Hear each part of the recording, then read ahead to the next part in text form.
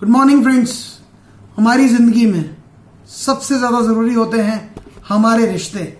वे रिश्ते जो हमारे चेहरे पर मुस्कान लाते हैं, हमारी आंखों से आंसू पोंछते हैं, दिल को छू जाते हैं और सच्चे प्यार का एहसास कराते हैं। वे रिश्ते जो टूट जाते हैं तो बहुत दर्द देते हैं और गहरा दर्द दिलाने वाले होते हैं। वो रिश्ते जब टूट जाते हैं तो दिल को पागल कर देते हैं। इसका मतलब अगर रिश्ते हमारे जीवन के लिए इतने ज़रूरी है तो क्या हमें उन रिश्तों को अच्छे से निभाना आना ज़रूरी नहीं है? क्या हमें उन रिश्तों को अच्छे से निभाने का तरीका सीखना चाहिए या नहीं चाहिए? और आप अच्छी तरह जानते हैं प्यारे दोस्तों, रिश्तों में खटास लाने वाली सबसे बड़ी चीज़ होती है फीडबैक देना, सलाह देना। कोई गलती करता है और उसे अगर हम उसकी गलती बताते हैं, नहीं बताते हैं, तो हमें लगता है वो गलती सही कैसे होगी, वो सुधरेगा कैसे, और बताते हैं तो वो रिश्ते में कड़वाहट आ जाती है, वो इंसान हमसे नाराज हो जाता है। इसलिए प्यारे दोस्तों, अगली बार अगर आपको किसी को सुधारना हो तो आप अपने आप से 5 क्वेश्चन पूछें और अगर उन 5 क्वेश्चन का आंसर आपको पॉजिटिव मिले तो ही अपना मुंह खोलें किसी और को फीडबैक देने के लिए, सलाह देने के लिए या उसको सुधारने के लिए। पहला सवाल, क्या आप सही व्यक्ति हैं? Are you the right person to give the advice और टू गिव द फीडबैक? बहुत इंपॉर्टेंट पॉइंट है। आप जरा सोचिए, क्या आप किसी दूसरे की पत्नी को या किसी दूसरे के पति को सलाह देना सही समझते हैं? क्या आप सही व्यक्ति हैं कि अगर वो कोई गलती कर रहा है और मान लीजिए कि आप सही भी हैं, तो क्या आपका सलाह देना, आपका उस व्यक्ति को सलाह देना ठीक होगा? नहीं, बिल्कुल नहीं। क्यों नहीं? क्योंकि आप सही व्यक्ति नहीं हैं।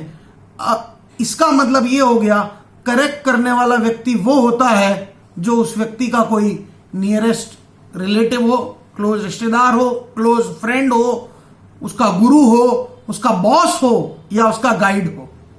अदरवाइज अगर गलत व्यक्ति राय देता है या सलाह देता है या फीडबैक देता है तो वो और नेगेटिव इंपैक्ट डालता है।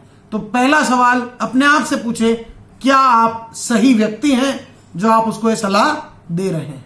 दूसरा सवाल, नंबर दूसरा, मान लीजिए आप सही व्यक्ति हैं, तो क्या आपका मकसद सही है? दूसरों को सुधारने का मकसद यही होना चाहिए कि हम उनका भला कर रहे हैं, उनकी खुशहाली चाह रहे हैं, न कि कोई पुराना हिसाब किताब चुका रहे हैं।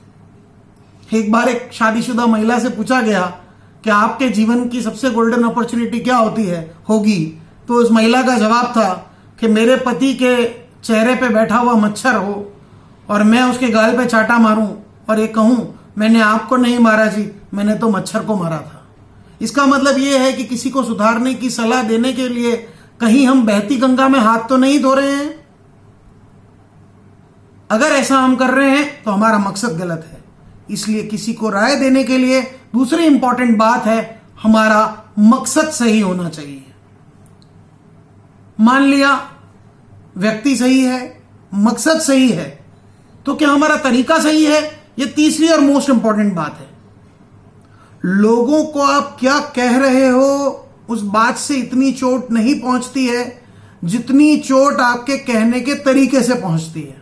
फॉर एग्जाम्पल, एक व्यक्ति को आप कहते हो कि तू बुद्धू है, तो यह बात उसको ज्यादा चोट पहुंचाएगा। जबकि आप उसको इस बात को इस तरह से कहते कि इस तरह की बात को कहने से पहले थोड़ा सोच समझ लिया कर, तो शायद ये बात उसको कम चोट पहुंचाएगी। एक व्यक्ति रंग से काला है और उसे मैं कहूं कि तू काला है, तो ये बात उसे ज्यादा चोट पहुंचाएगी। जबकि मैं उससे कहूं कि तू काला नहीं, कम गोरा है, तो ये बात उसे कम चोट पहुंचाएगी। इसलिए लोगों को आप क्या कह रहे हो, उसके कहने का तरीका भी सही होना चाहिए।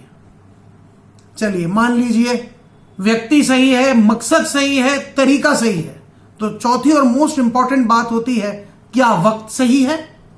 क्या किसी को सलाह देने का वो सही वक्त है?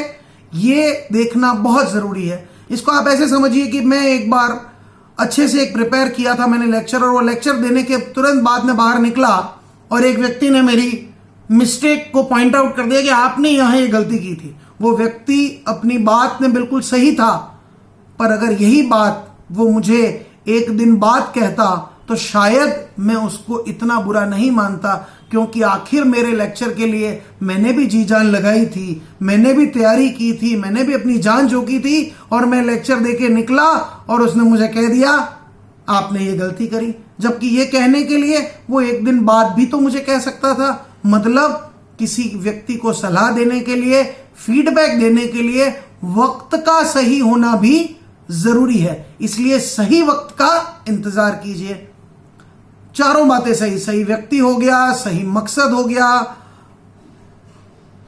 तरीका भी सही हो गया, वक्त भी सही हो गया।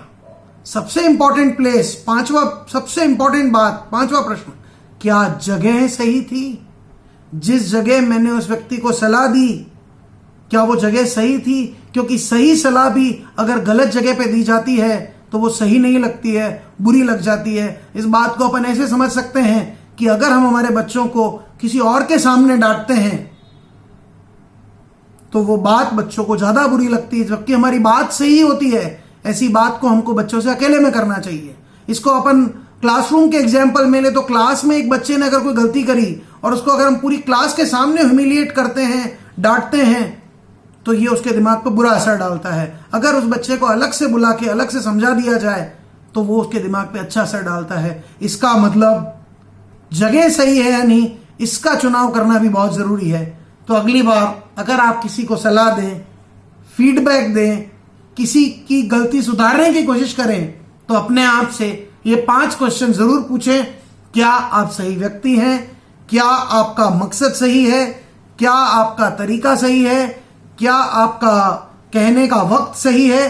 क्या आपके कहने की जगह सही है? अगर इन 5 के पॉजिटिव आंसर मिले तो ही आप उस व्यक्ति को सलाह दें।